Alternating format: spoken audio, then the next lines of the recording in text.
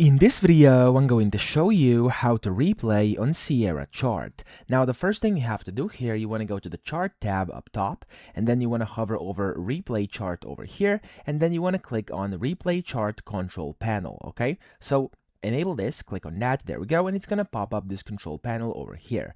Now you can then select which charts you want to replay over here. Of course, you can do a single chart, all charts in Chartbook, or charts with the same link number. You could also select the replay mode. There's different modes, as you can see, there's like 4 of them right now.